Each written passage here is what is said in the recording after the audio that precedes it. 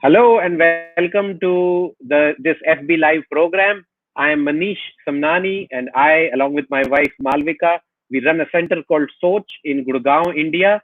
And we have a multidisciplinary team that takes care of children with special needs and any other developmental difficulties. We are very delighted to have with us Stephen Shore. He is Dr. Stephen Shore. He is a PhD. He's a professor of special education.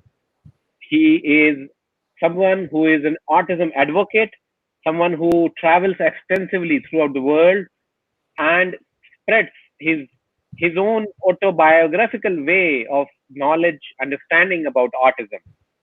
So, welcome, Stephen, to this FB Live program. And Stephen, I know that at the age of 4 years, you were recommended institutionalization and you were nonverbal. Tell us something about your journey of being on that aspect of the spectrum to what you are now and what you do now. Tell us something about your journey. Oh yeah, it's an honor to be here, Manish, and thank you to Bangladesh and all the Faith Bangladesh and all the organizations that make this possible. Taking it from the beginning, things were pretty months, like what happens to about 30% of us on the autism spectrum. I was struck with what I refer to as the regressive autism bomb. And what I mean by that is that I lost functional communication, had meltdowns, withdrew from the environment, and in brief became a pretty severely affected autistic little kid. There was so little known about autism in those days that it took my parents a year to find a place for diagnosis. And when they did, at age 2.5, the doctors recommended institutionalization. However, my parents, like we see so many parents today throughout the world, they advocated on my behalf and they convinced the school to take me in about a year. And it was during that year that my parents implemented what we would today refer to as an intensive home-based early intervention program. And this was a program that emphasized music, movement, sensory integration, narration, and imitation. And that's just today's terminology for what you might say didn't exist then. Not even the concept of early intervention existed. And what my parents did is when their initial attempts to get me to imitate them failed, and imitation is a time-honored teaching technique, my parents flipped it around and they imitated me. And once they did that, I became aware of them in my environment. And I believe the key implication is that it is a prerequisite for doing successful work with an autistic individual. You have to develop that trusting relationship first. Then you can move on. And with the work that my parents did, speech began to return at age 4. I entered the school that initially rejected me. I got reevaluated. And instead of being considered as psychotic and ready for an institution, I got upgraded to neurotic. So things were looking better in the world. At age 4 is when I had my first highly focused interest. I was found by my parents taking apart a watch with a sharp knife. I'd pop open the back, extract the motor, take out the gears, spin them around, put it all back together again, and the watch still worked. And there weren't any pieces left over. Now, what always has been fascinating to me, and Manish, you are an occupational therapist, is how could I have the fine motor control to disassemble a watch and get it back together again? But where did that fine motor control go when it came to penmanship? Because so many of us autistic people are penmanship disaster areas. We do have some clues as to the neurology of what we do know is that this is an example of the fine line of demarcation between ability and gifts of autistic people and disability. So there are disabilities, there are challenges that come with being autistic. We can't deny that. If they weren't there, we wouldn't be here all trying to figure it out. However, at the same time, there are gifts that can come with autism as well, primarily due to the fact that we tend to have an extremely widely varying skill set, which means the things we're good at, we're incredibly good at. The things we're not so good at, yes, those can present significant challenges. So my parents, noticing this, instead of taking what I call a deficit model of autism, thinking of autism as a series of deficits, disorder, and disability, they focused on ability. What can our autistic child do? Next thing I knew, there are all kinds of other devices to take apart and put back together again. They supported my strength.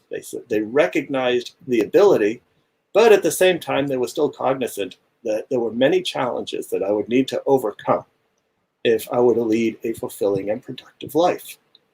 So at that time, maybe it would have looked like that I could be a watchmaker or a watch repairman.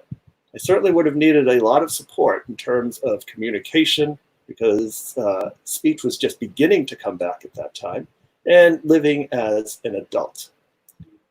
So as we move forward, it was regular school kindergarten at age 6. I was a social and academic catastrophe. You know what happens to people who are different in grade school?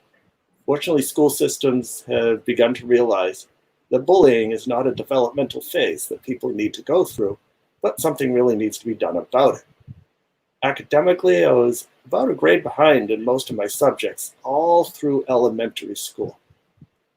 And my elementary school days were spent going to the library, getting all the books on my favorite subjects. And that might have been aviation, space exploration, earthquakes, weather, volcanoes. And I'd read them all, I'd take notes, copy diagrams, then put them away and get all the books on something else. And sometimes I'd even wonder if there was more to school than just reading my favorite books. Shouldn't we be reading in groups or something? And I think what it translated to is that teachers didn't know how to reach me. And since I wasn't a behavior problem, it just kind of left me to my own devices. And in those days, when there was so little known about autism, that was probably for better rather than for. These days, what I find encouraging is that increasing numbers of educators would notice a special interest, say astronomy, for example, and then find a way to teach mathematics through that highly focused interest. So in a way, those focused interests can be a strength. It can be a gift. So on to middle and high school, things got better, even though that's so commonly a challenging time for everybody, autistic or otherwise. Two main reasons. One is I realized that using words instead of sound effects from the environment really helped with social interaction. Secondly, I was able to engage in my highly focused interest of music. And the silver lining with middle and high school, with all the challenges that come with it, is that is when you start seeing courses, clubs, and activities based on particular interests. I got so fascinated with music that I got it into my autistic head that I needed to learn how to play all the instruments. And I'd spend hours in the instrument closet figuring out how all of the musical instruments worked. And while I didn't learn them all, I did get it up to about 15. And then when I found out that a requirement for a degree in music education at the college level was you needed to learn how to play all the instruments, it just seemed to be a natural to go into that major. And that's exactly what I did. And my parents, recognizing my interest and abilities in music, they fostered these interests. They bring me to various community ensembles that I would participate in, I'd play in. We'd listen to music, we'd analyze music, do all kinds of things to music. And that's probably part of the reason today that one of the things I do is I give music lessons to autistic children. Because in addition to all the therapeutic benefits that people get by engaging in music, it provides a real life skill in which to develop interactions with others. Also, music is just plain old fun. And then finally, I haven't figured out how to teach typical kids yet. So I just stick with the autistic ones. They just make a lot more sense. So it was off to college. Studied music for my bachelor's, my master's, my doctorate, did all the coursework for a doctorate in music education. And then I started becoming more interested in autism. So I defected from the School of Education over to I defected from the School of Music to the School of Education. Okay. In special education with a focus on autism. By that time, I had already written a few books on autism, including an autobiography, Beyond the Wall, which, by the way, is just about finished being translated into Bangla by the Shuchona Foundation. So that we're looking forward to the release of that book in the near future.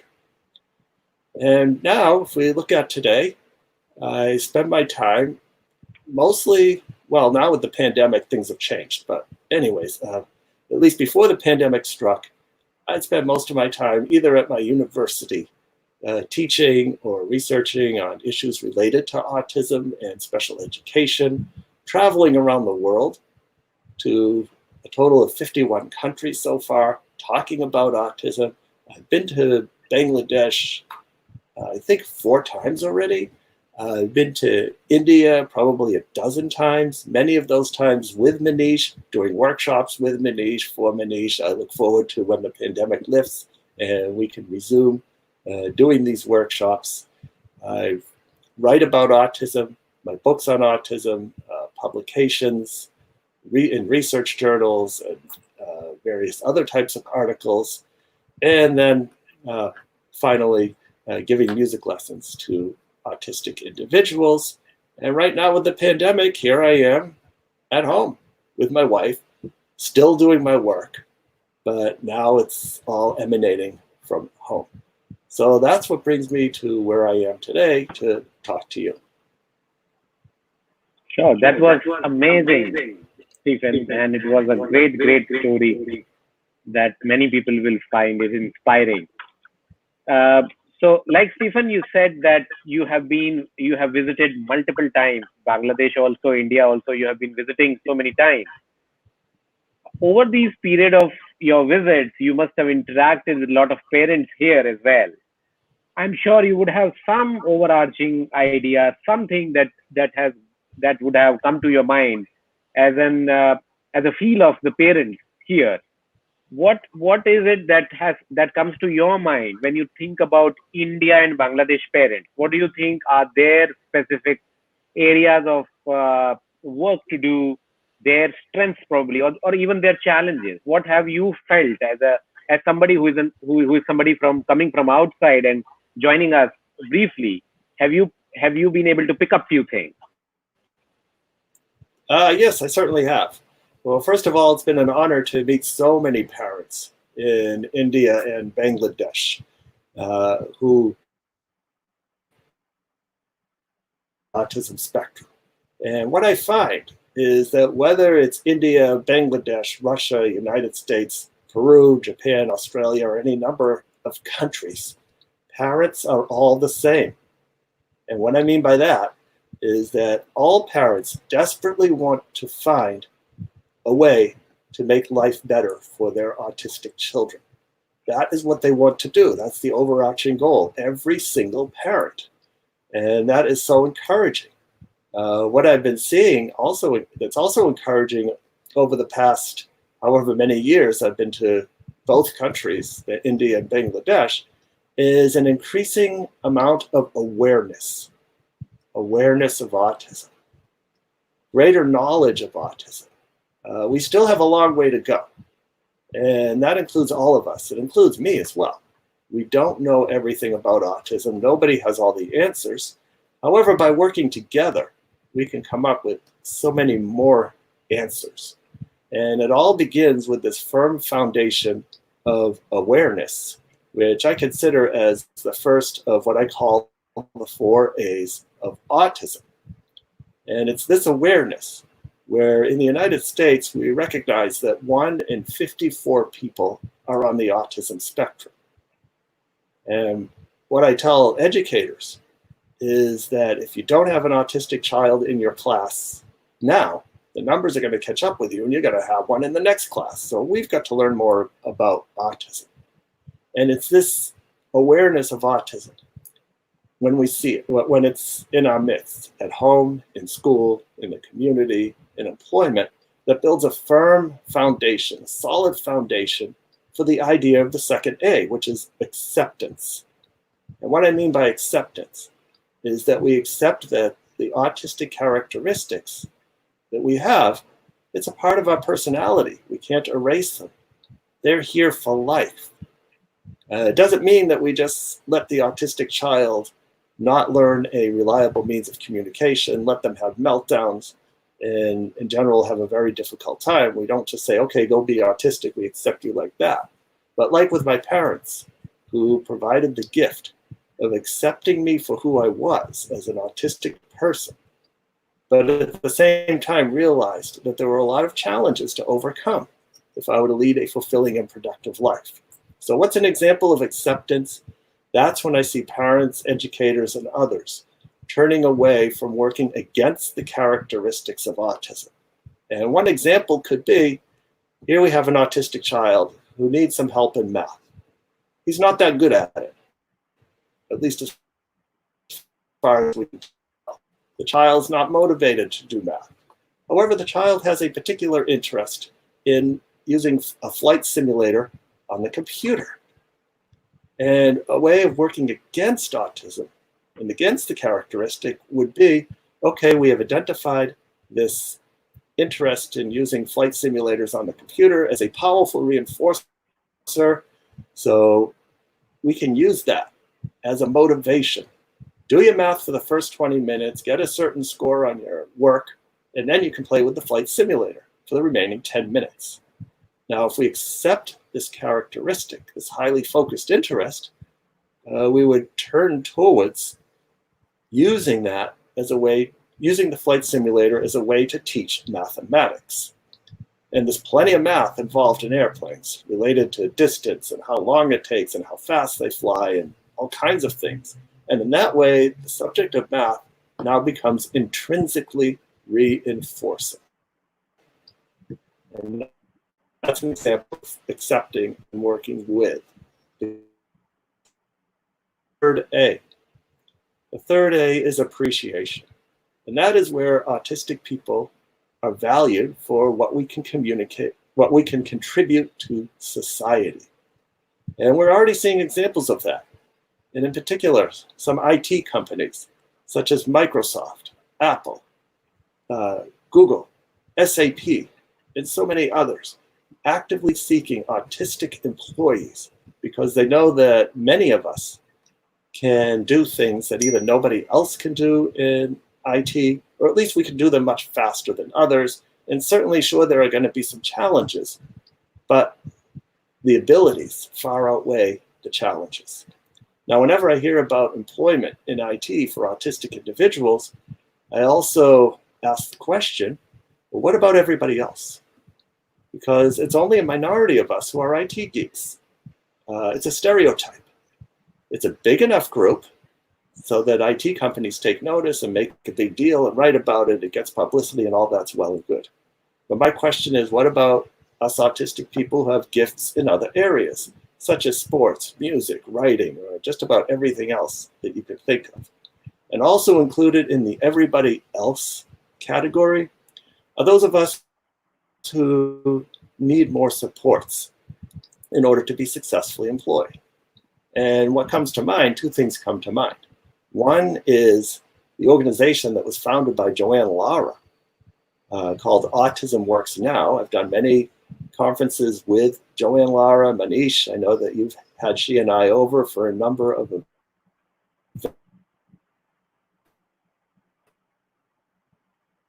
therapy, also for Autism Works Now, and her latest, Glorious Pies, which is all about providing employment opportunities for autistic people who need more supports in terms of scheduling and communication and so on. And to this end, I think of a specific example of a fellow in Florida who is on the spectrum. He needs a lot of supports. He doesn't speak very much. He's got a few words here and there, needs a lot of structure to get through his day. And there's nothing more that he likes to do than to pull laundry out of a dryer and fold it with perfect creases. And he's faster and better at it than anybody else. Now, I know many people who would like help with their laundry, and he would be happy to help you with your laundry too, Manish. However, you would have to pay him to do it because that is his job. And he's fulfilled and productive doing something that makes a real contribution to society, would probably bore the daylights out of most other people, but he likes it, and everybody benefits from him working. And then there's the fourth A, which is action. And it's action that's the glue that keeps those other three A's together. Whether it's the work we put into doing epidemiological studies to see what the rate of autism is in a particular location, whether it's seeking ways to develop interventions and educational strategies, whether it's working to change our frame of how we think about autism from a deficit-based model to an abilities-based model. And it's also finding ways to appreciate the contributions that autistic people can bring to society. So those are the four A's of autism that come to mind when I think about the gifts of autism. Sure. What a wonderful description of the model that you just proposed. I think it would be amazing to see this model also being realized, actually in the community, in the families, and by the parents. I'm sure we would definitely need more and more information about this model, because sometimes we are trying to fit the child with autism to the society.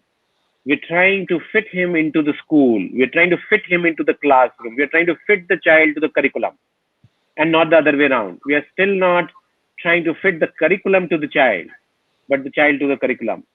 And hence, there would always be a lot of disappointment when it comes to parents, when they feel that my child still kind of struggles, and they might ignore the gift. They might ignore the abilities, actually, because those gifts and abilities are so unique to this individual that it doesn't fall into the category of the social norm, really, but is actually a gift for by him, that he can contribute to the society, like you said. So it's amazing to know about it. So before I ask you the next question, I would like to inform all the viewers that they can put up any questions for Stephen. They can actually ask a question in Bengali language as well. And there are people on the backstage who can help us translate those questions. So do not hesitate to put in your question in English, in Bengali, in any way you want to. And we would love to take up those questions with Stephen. Stephen, like you said about advocating, or parents advocating, like your parents advocated for you at some point of time. If a parent here in India, in Bangladesh, or in anywhere else, if he is somebody who is new to this whole autism world, what should he do? How can he start if he would like to advocate? What is his starting point? If he's somebody who does not even understand what this advocacy for my own child really means. I'm sure he doesn't want to be on the wrong end of the society, or to be labeled, or the parent himself being labeled as biased, or pampering their child. It's something else. It's something beyond what we can look at, because I'm sure the advocacy that you are talking about, we as a population, general population in India and Bangladesh, would still need a little more concrete ideas from you to understand what this advocacy means. All right. Well, first of all, I would seek other parents of autistic kids and learn from their experience. Find an autism support organization look them up on the internet, do a search. And because we have the internet, and this is made especially clear during the COVID-19 pandemic, we can use the internet as a lever, as a force multiplier, in which to search for parents who have gone through this experience, who can help those parents who are at the beginning of their journey. And everybody starts in the autism world not knowing anything. That's just the way it is. And then by communicating with, by collaborating with others, parents, and support groups, we can then come together as a greater force for advocating for for your children who are on the autism spectrum. Sure. So here is our first question from a parent, Stephen. Sumitra Paul Bakshi from Kolkata has asked a question about his 10-year-old son who loves swimming, and he also loves to relate. He relates very well to a particular movie star, and he tries to copy, imitate as much as he can of this particular star. What can you see as a potential if these were his interests, or if these were his abilities? What would you suggest to the parent or to the family that they could think of if a child has these kind of abilities? Well, first of all, knowing about these interests and abilities is a gift, because we have something to work with. So if he's fascinated by a certain movie star, let's find out more about this movie star. If there's a challenge the 10-year-old son comes across, maybe a communication or a social challenge, maybe we can set up some sort of social narrative, such as a social story by Carol Gray, or power cards, or cartooning, or some other type of social narrative, where the central idea is, what would this movie star do in this situation?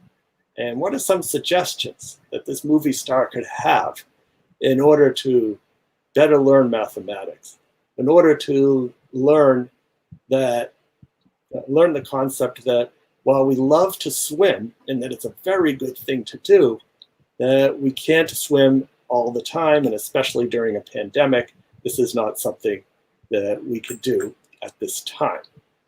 Depending upon where this child is developmentally, if he's fascinated by swimming, maybe that could be a launch pad towards designing pools, or making sure that public pools stay clean. There's so many directions that both of these interests can serve as launch pads to finding potential areas of study in school or employment later on. Sure, I think it was a good enlightenment for the parent. Stephen, I had once a child whose mother said that my child can identify a model of the car to the precise accuracy, even if the car is completely covered with the car cover that the cars have a cover, and which completely covers them up. However, this child can actually tell you the precise make of the car, the model of the car, even if you do not remove the covers. So I'm sure it must be a gifted visual perceptual kind of a skill that he has somewhere. But again, what would you, just to also make parents a little more, giving them some idea about how autism can be a gift? Can you think of something that can be planned for this young child, for his future, strengthening what he already has as a gift? All right, well, that's also a great gift to know about this interest. And depending upon where this child is developmentally, for example, if he needs to be taught mathematics, there's plenty of mathematics involved with cars. If it's social studies, for example, and learning about other cultures, let's take a look at cars that are made in the United States, that are made in Russia, that are made in India, that are made in various countries, and start comparing them. Again, depending upon where the child is developmentally, for employment, I would think about employment in the car industry, whether it's doing work of some sort in an automobile dealership, whether if the child is more of a geeky type person, could he be involved in engineering cars and designing cars? Is that a direction he could go in? So these are just a few ways that I would think about following that particular automobile interest. Sure. And I know from your autobiography as well that your interest of dismantling watches or clocks also went on towards cycles. So tell us something about your interest with the cycles and all, with the bikes. Oh yeah, certainly. Bicycles, to be specific. By about, I'd say by about age 8 or age 10, I started getting interested in bicycles. And I got to a point where I could take a bicycle apart down to the ball bearings and put that back together again. And there weren't any pieces left over either. That grew into an interest in bicycle repair. And in particular, I remember my first formal job was cleaning tables in a busy, noisy restaurant. And it just wasn't working for me.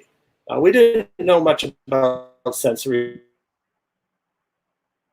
That it was an overwhelming environment. It wasn't going to work. I needed to find something else I could do.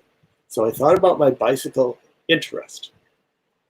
I got on my bicycle that I built from the ground up, even to the point of putting the wheels together, taking the spokes, the hub and the rim, and putting them all together to create a wheel. I got on that bicycle and I made the rounds of all the bicycle shops in my local area. Probably about a dozen of them. I'd go into the shop. I would locate the manager and I would start geeking out on my bicycle to the manager. And after a period of time of talking bicycle with the manager, I'd ask him for a job. Now it took maybe 11 or 12 times, but eventually got a job fixing bicycles. And now I could regulate my sensory input by staying in the back of the shop, fixing bicycles, or I could come out to the front of the shop and perseverate on bicycles to people who walked in. However, I think the owner of the shop called that selling bicycles. So I think some important things to take away from this, and this is something that Temple Grandin also talks about, and hopefully we can get Temple Grandin on the show at some time. It's called the portfolio method, getting your work out in front of the person who has the power to hire. So inadvertently and unawares of this approach, really that's exactly what I was doing. Riding in on my bicycle, showing the shop manager my bicycle that I put together, talking bicycle geek talk with him, having him understand that I knew my way around a bicycle. And then by the time I asked him for a job, he knew that I understood bicycles. And that way I short-circuited the whole typical interview process of how much eye contact do you make, shaking the person's hand, making small talk before talking about the job, and all of that other type of stuff, which autistic people are really not good at. So that's a way of using a gift and an interest to finding employment. Well, it's a fascinating story. So yes, like you said about Temple Grandin, and it would be huge for all of us here in India and in Bangladesh to have her on a live program, because I don't think we have ever had Temple on any programs live here in this region. So to all the people, including me, we really are looking forward. I hope that our attempts to have Temple with us one day, or maybe very soon, maybe along with you, it would be a huge advantage for all of us to get from her. So, Stephen, like you talked about sensory, I have a question from a parent Farman Parvez, who is talking about her son, 14 years, on the autism spectrum, who would start head banging whenever they start working with him, whenever they give him a little structured work, he starts head banging. And I guess the question is about what can be done. In your view, what should be our next step for working with children who have such sensory or challenging behaviors? Well, first of all, something like this, I need a lot more information, and I need to do an observation. However, some of the things that would come to mind are, what can we do to get at the root cause of the behavior? What is the function of the behavior? My guess is that there's something about doing this work that is frustrating for this child. And I want to make sure that the child, number one, understands what we're asking of this child. Number two, does the child have the ability to do the work? So if a child has not mastered addition, for example, we can't ask this child to do multiplication. I'd also want to consider the environment and what potential sensory issues might be causing this, in part, because what might be happening is that he's challenged by the environment, but he can get through. But that last demand of work just pushes him over the edge, and it's just too much. So these are just some things that I would begin to think about if I were to get more information about this child. Sure. I once had a child who had this head banging, and from the sensory perspective, we thought that whatever input we were giving as a sensory input was only during the therapy or during the session, and we started thinking on how can we make sure that the sensory input to the head probably is a little continuous, is a little sustained sensory input, and we came up with a very simple solution of having a bandana around the head. Although it doesn't provide that huge amount of pressure that can substitute head banging, even then, this child actually had a lot of benefit, actually had a lot of reduction in his head banging, just because he continuously had a feeling of sensory input to the head. So what I was suggesting is maybe a sensory input that is more continuous or a more sustained, along with the behavior aspect that you discussed so well. If we could combine both of those input, it would be great to see how does it change or bring about a change in the child. So our next question, Stephen, is from Selina Sultana, and she's asking about any new guidelines or suggestions for our special needs community or for our entire special needs children during this pandemic that you have come across in any way, any nature. What could be a new guideline for the new normal that we are feeling is imminent? All right, well, first of all, greetings to Selena. She's a friend of mine on Facebook, and this is a very good question that we need to address. And as I think about the pandemic and its effect on autistic people and actually everybody else, there are three big things that come to mind. I call them the big three. And the first one has to do with maintaining scheduling. We depend on schedules. We need structure to be successful. We need predictability. So whatever was happening before the pandemic, can we keep that as much the same as possible? The key word, as possible, because there are going to be changes. Even the very simple change, well, not so simple to implement, but the change that schooling is now done at home. And we don't go to a building and get our schooling. So that's a big one. So what are some things we could do to keep that schedule the same or as close as possible? And what I would do is, say we have a child who doesn't speak and uses pictures for communication. And perhaps around the house, there are various pictures guiding that child what to do to get up in the morning, have breakfast, go into the bathroom, do all the things you do in the bathroom to wash up, and get ready to go to school, perhaps on a school bus, perhaps walking, perhaps they get driven. But all of that has been scheduled out. The child is now used to it. Now, we keep the schedule the same as much as possible, getting up in the morning, having breakfast, washing up in the bathroom, and we now substitute walking to school or whatever transportation we take to get to school with a different picture, with a different part of the schedule, which indicates that you're going to go to this certain part of the house. And some people may have an entire room, others, it may be a corner of a room, or it may even just be a desk where schoolwork takes place.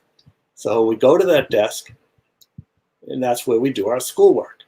Most schools have an opening attendance circle of some sort in the morning. And what I've seen in many schools, for example, is that schools will recognize each child by calling out their name.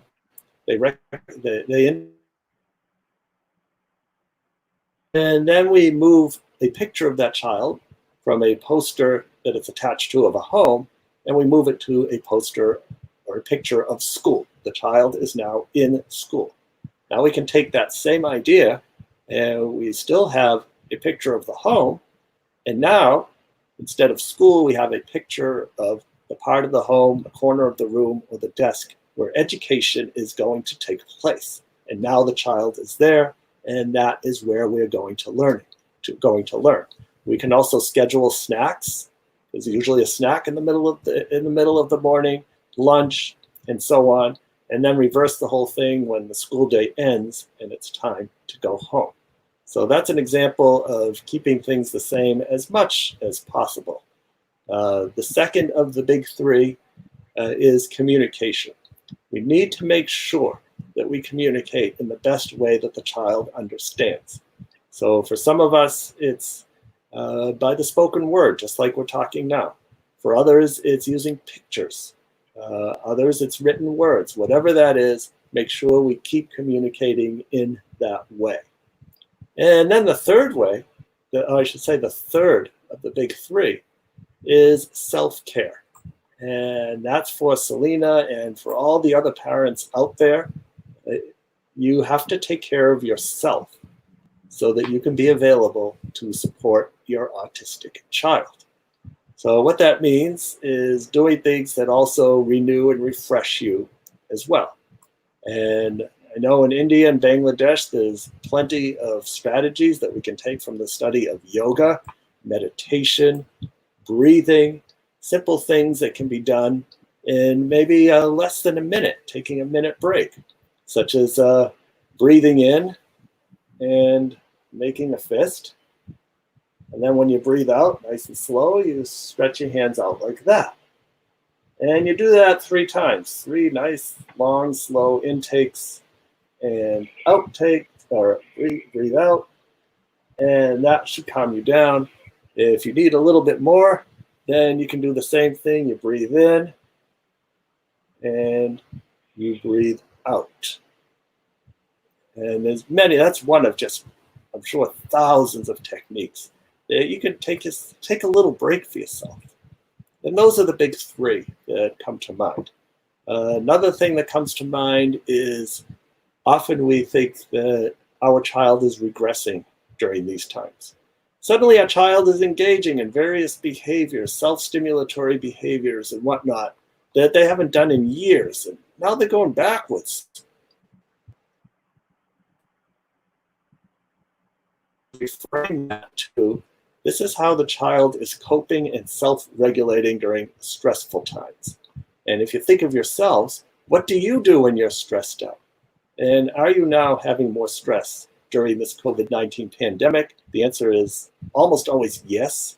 What are some things that you're doing, maybe more of, that you weren't doing before? Well, it's the same thing for the child. So if the child needs to carry around and squeeze this toy cat that they haven't done in a couple of years, it's like they've rediscovered this old self-regulatory behavior, now they're doing it again. Well, maybe we just need to let them do it, because that is how they are regulating themselves. So that's what comes to mind. A few things that come to mind when coping and even thriving during this unusual time of pandemic. Thank you, Stephen, for that. And there are a lot of very relevant questions as far as our topic for today is concerned. So I'm very happy that the kind of questions that we are receiving now are all pointing towards or starting to think towards the ability. So I'm very sure the intention of this program has already been achieved, Stephen. So let me go. Having said that, let me go to the next question.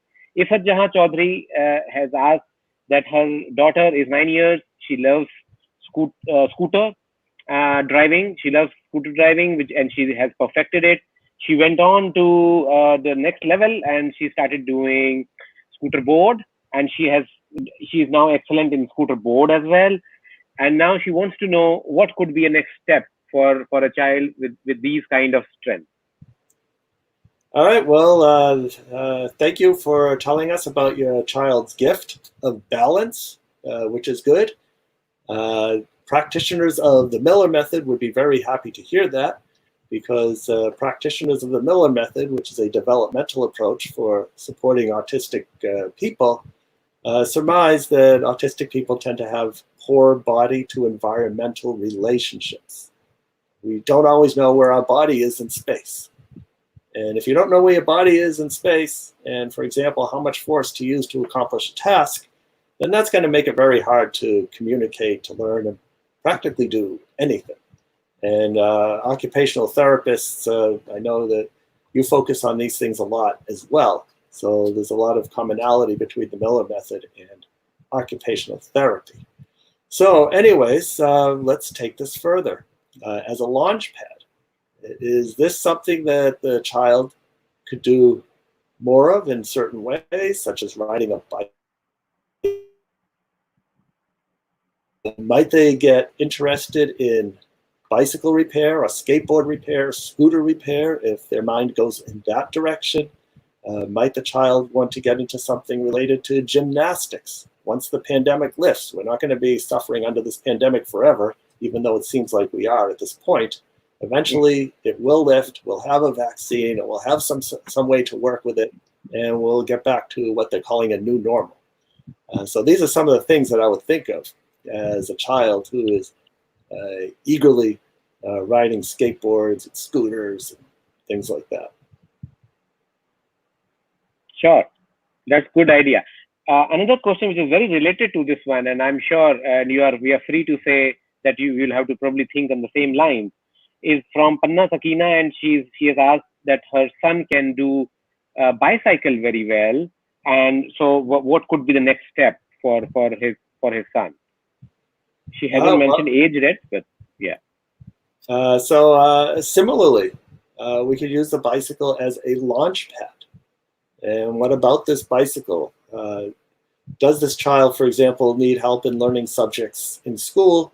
Is there a way to use bicycling as an intrinsic reinforcer? Whether it's mathematics and bicycles, or what countries do bicycles come from, to learn about people in other cultures, to actually riding the bicycle, and might this person get into bicycle racing at some time, or bicycle repair?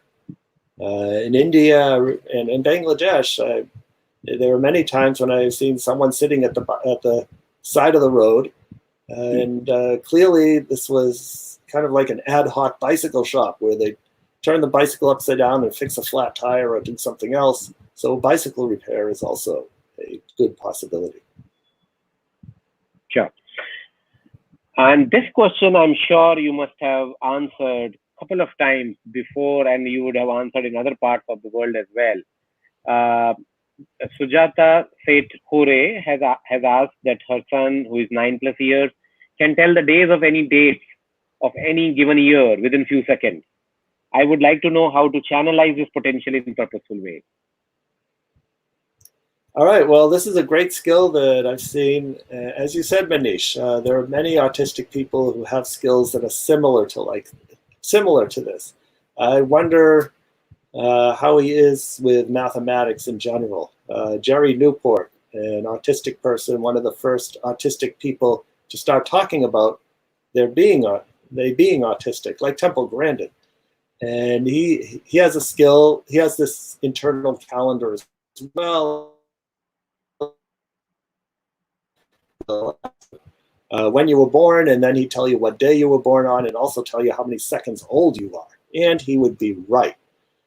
And so I'm wondering if there's something related to mathematics or the organization of information that this child might find fulfilling in terms of future areas of study and employment. Sure. And so here's another question, again in the same lines, but I'm really loving the way the parents are thinking on this panel of viewership. Saf Safi has asked that her son is 7.5 years old, diagnosed ASD. He likes to do every possible things which a neurotypical child would like to do. He's a natural learner, easily can cope up in every situation. But the fact is that it's very difficult for the parent to teach him anything structured. He is not ready to focus or concentrate, which he doesn't on concentrate on something that he does not like. The question is that should I force him to keep to learn strictly, or let him learn, or let him be free to learn naturally, which he would like the most? All right, this is a great example of observation, observing an autistic child. What are their likes? What are their dislikes? What are their strengths? We can see that he learns in a natural manner much better than any others. So as a result, that is how I would structure his learning as much as possible.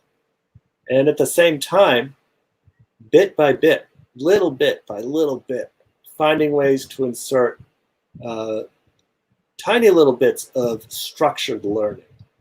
Because there may be situations, or there will be situations, that come up in his life where he's going to be told that he has to learn something, and he's just got to do it. For the most part, I would go with the natural style, and that's actually a gift, that he can learn what he needs to learn in this manner.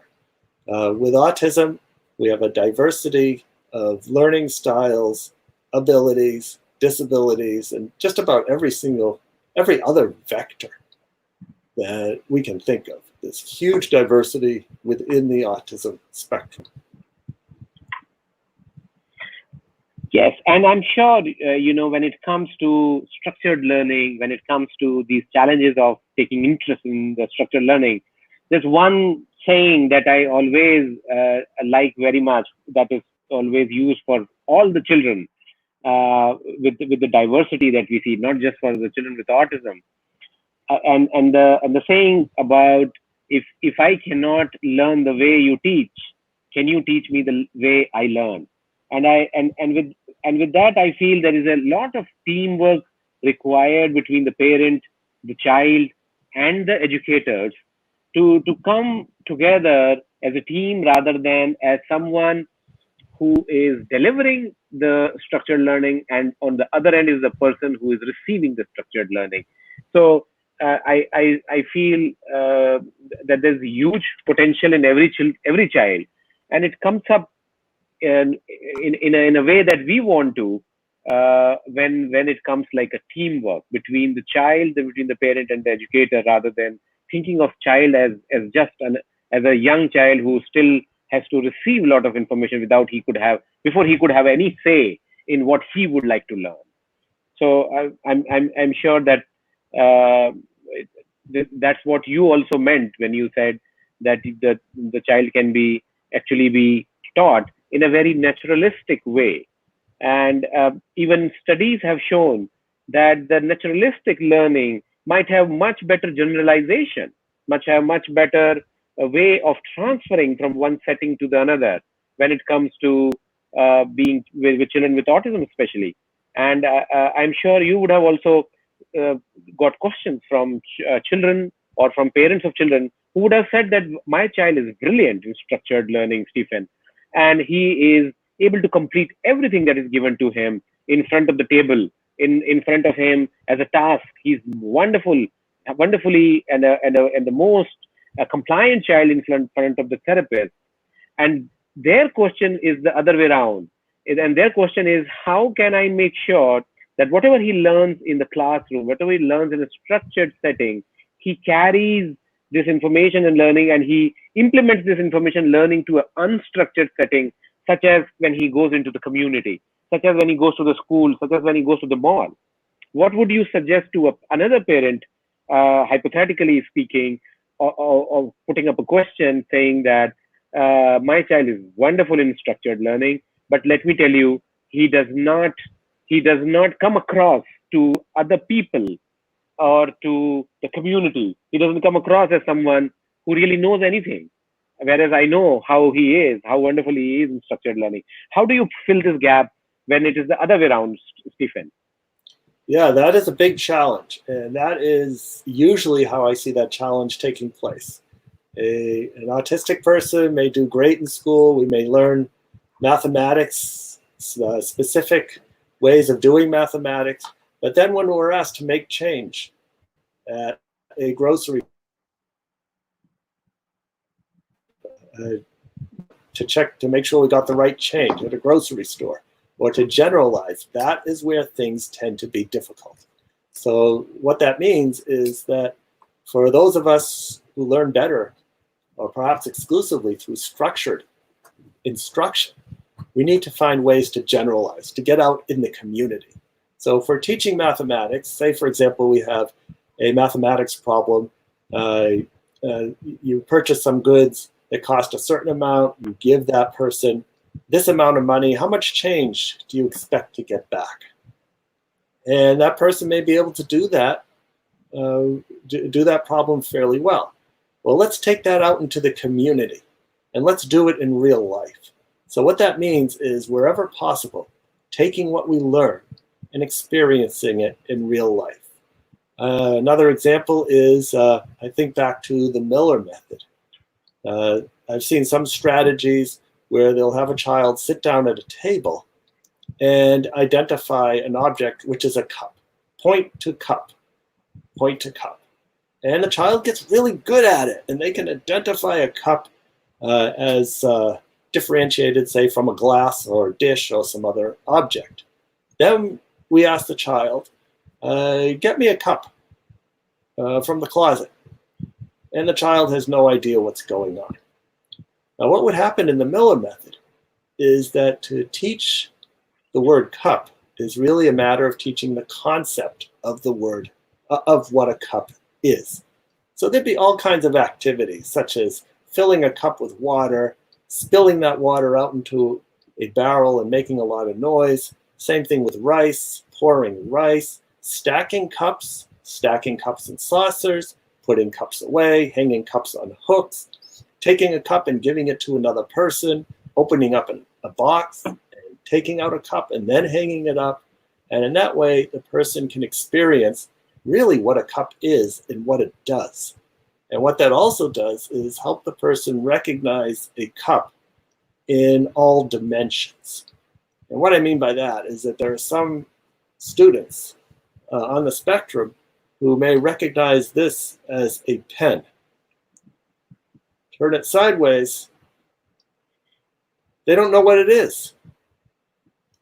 And that's an example of object permanence. And that's something that most people learn as a young child. No matter what position this is still a pen, it's not a watch, it's not a can of motor oil, it's not a bicycle, but it's always a pen. And if we teach the youth that we can put pens in boxes, we can write with pens, we can draw with pens, we can give a pen to another person, just experiencing the object itself for what it is will go far towards generalization. Sure, I'm sure about learning by experience, experiential learning. So we can take up our last question for the session, and this question is by Sabrina Akhtar. She's asking about her 6-year-old son who is fascinated with some specific objects like train, key, spoon, and most of the time likes to draw these objects by a marker or a color pencil. How can I help him with this fascination? How can I take this fascination towards an ability? All right, well, that's great because we now have the gift of what he's interested in. And so drawing keys, that's a great thing to do. Now let's use a key. What do you use keys for? What happens when you have the right key? What happens when you have the wrong key? How do you know what is the right key? Could this eventually become an interest that could lead this person into being a locksmith? And similarly with spoons, well, somebody has to design spoons and manufacture spoons, billions of them for the world. So could an interest in spoons go in that direction? So that is how I would think about these objects, as being a launch pad for accepting this interest. That's the second A. First, we're aware of the interest, we notice it, we accept the interest. Now we're going to work with the interest as opposed to holding them out as something that you only get if you do something else, and then finding a way to contribute to society via this interest or something linked to this interest, and that's the appreciation stage. And then working to make it all fit together, which is the fourth A, action. Yeah. So that was great, Stephen, and I take this opportunity to thank you.